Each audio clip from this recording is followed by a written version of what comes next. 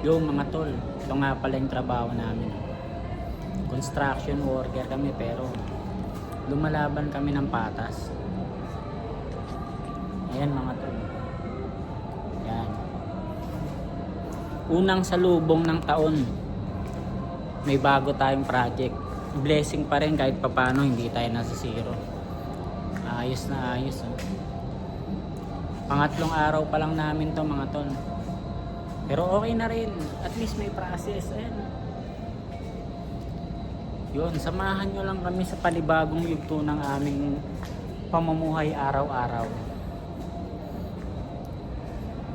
Ayos na mga tol. Abangan nyo pag natapos to. Ipopost natin. Unang yugto to. Construction serye. Ayos oh. Di pa ako marunong mag-vlog eh. Pero sana panoorin nyo. Yun lang mga tol. Ayos na rin kahit pa paano.